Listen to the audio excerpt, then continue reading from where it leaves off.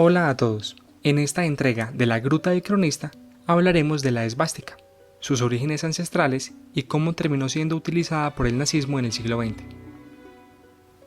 Con esta entrega iniciamos una serie dedicada al 75 aniversario del fin de la Segunda Guerra Mundial.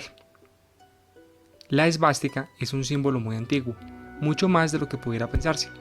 Existen vestigios prehistóricos que evidencian su uso en alfarería y ornamentos tanto en el Medio y Lejano Oriente como en Europa y África. La palabra esvástica es sánscrita y significa bienestar o buena fortuna. Algunos estudiosos han dicho que un significado más profundo sería victoria permanente. Su diseño geométrico se asemeja a 4 letras gamma del alfabeto griego unidas, y por eso también se le conoce con el nombre de cruz gamada. Se ha dicho que la esvástica muestra una rotación en torno a un eje representando el desplazamiento de la bóveda celeste en torno a la estrella polar. Por esa razón, se dice que representa el Sol. La esvástica puede tener su rotación hacia la izquierda o hacia la derecha. Aunque algunas culturas utilizan indistintamente la esvástica en cualquiera de las dos orientaciones, otras le asignan un significado diferente dependiendo del sentido que tenga. El hinduismo, por ejemplo, asocia la orientación hacia la derecha con Vishnu y el Sol, mientras que asocia la orientación hacia la izquierda con Kali, la noche y la muerte. El budismo es otra de las filosofías que considera que la esvástica representa cosas positivas y suele incluirse en las representaciones de Buda, tallada en sus pies o en su pecho, pues es un enlace permanente con la eternidad. Esa misma noción de eternidad fue de alguna manera compartida por los cristianos del mundo antiguo, que la incluyeron en muchas tumbas e iglesias, tradición que se prolongó hasta la Edad Media, no solo en la arquitectura, sino en su incorporación en varios atuendos y emblemas usados por sacerdotes, príncipes, nobles y jefes de estado. Los escudos de armas de varias casas nobiliarias europeas, los títulos valores de Rusia antes de que los bolcheviques tomaran el poder. El diseño original de la Gran Cruz de la Rosa Blanca, una de las órdenes de Finlandia, estaba decorada con varias esvásticas. Por su parte, los nórdicos también dieron a la esvástica un significado de fuerza, poder o energía. En África, los Ashanti también han utilizado tradicionalmente la esvástica. El uso de la esvástica también se dio en el Nuevo Mundo, mucho antes de los viajes transoceánicos, ya que los pueblos indígenas americanos como los Navajo, los Hopi y los Passamaquoddy, las naciones originarias del Canadá, los Azteca y los Kuna, la usaron con frecuencia y algunos de ellos la siguen usando en la actualidad. Resulta sumamente llamativo que culturas tan disímiles y aparentemente inconexas la hayan adoptado como un símbolo importante, lo cual se explica, en parte, porque en términos estéticos la esvástica es un símbolo simple pero estilizado y visualmente atractivo. Esto explica también por qué la esvástica se convirtió en un símbolo recurrente en la arquitectura y la publicidad.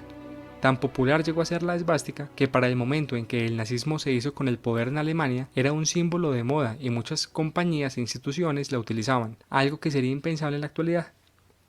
Algunos de los que usaron la esvástica fueron Coca-Cola, los Boy Scouts, las Girl Scouts, la 45 División de Infantería del Ejército de los Estados Unidos de América, Automóviles KRIT, la Compañía de Herramientas Bafum de Luisiana, la Compañía Sueca ASEA, la Fuerza Aérea y el Ejército de Latvia, la Cervecería Danesa Carlsberg, la Compañía de Frutas de California, la Lavandería Irlandesa Svastika, la Fuerza Aérea de Finlandia, que hoy la sigue usando, y la Empresa de Energía de Oslo en el diseño de sus instalaciones. Después de la colonización de la India por parte de Inglaterra en el siglo XVIII, se importaron muchos diseños de ese país, entre esos la esvástica, que se convirtió en un elemento decorativo del diseño arquitectónico de iglesias, bancos, edificios gubernamentales y estaciones de trenes. Incluso, Rudyard Kipling, que vivió durante muchos años en la India y adquirió un gran conocimiento de su cultura que le sirvió de inspiración para sus historias, incluyó una esvástica en sus libros junto a un elefante durante décadas, hasta que el nazismo la institucionalizó como su emblema. No hace falta decir que después de la Segunda Guerra Mundial la esvástica dejó de usarse, pues se volvió sinónimo exclusivo del nazismo. Pero ¿cómo fue que este símbolo milenario con un significado tan místico terminó siendo apropiado por la Alemania nazi? Todos sabemos que la ideología nazi es básicamente una amalgama de conceptos, ideologías y doctrinas no necesariamente coherentes entre sí y en muchos casos deformadas, pero que servían para justificar la unión y consolidación de los pueblos de origen alemán, no solo desde un punto de vista económico, sino también político e incluso filosófico. Esta doctrina del pangermanismo, que así se llamó, se reforzó con el conveniente mito de la pureza de la raza aria, básicamente una mitología hecha a la medida de las necesidades del nazismo.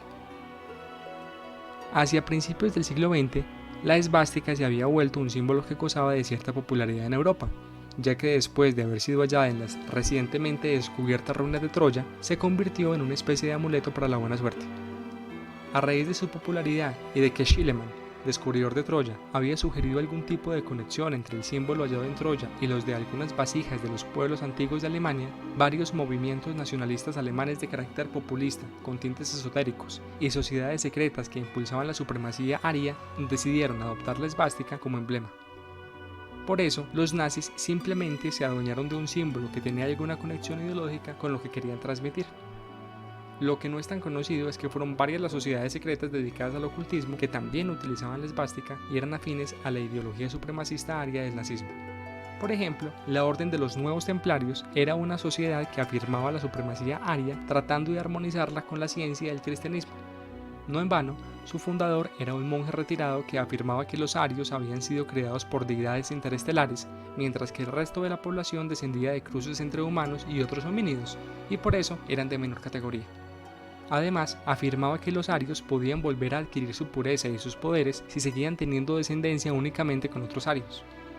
Esta orden fue la primera que usó la esvástica vinculándola a la raza aria. La más popular, empero, es la sociedad secreta llamada la Thule. Esta sociedad tenía como objetivo la reivindicación de la raza aria.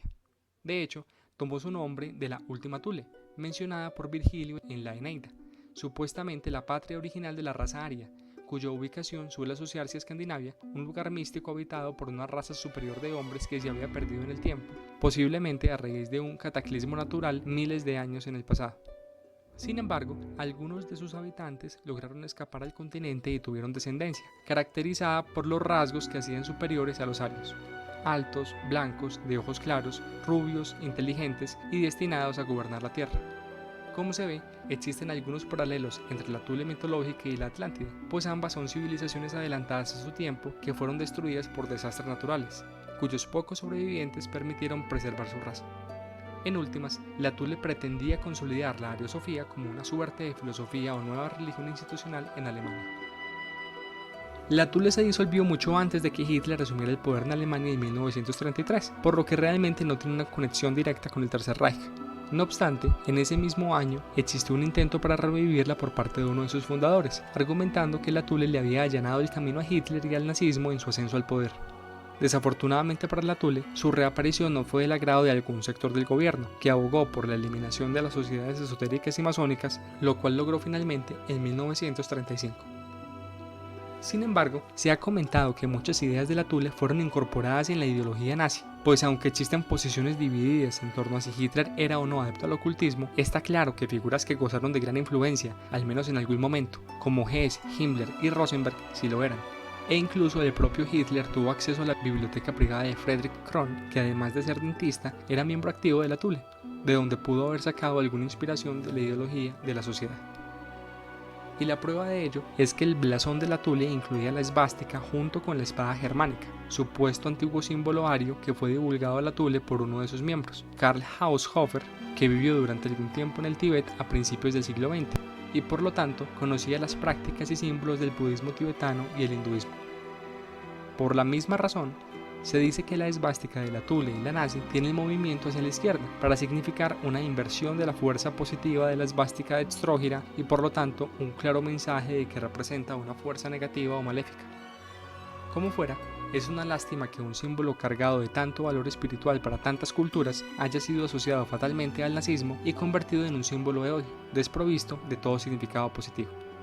Aunque han surgido algunas iniciativas para reivindicar el verdadero simbolismo de la esvástica, es poco probable que el mundo occidental vuelva a verla con buenos ojos. Eso ha sido todo por ahora. Hasta un próximo episodio de La Gruta del Cronista. Recuerden suscribirse a nuestro canal.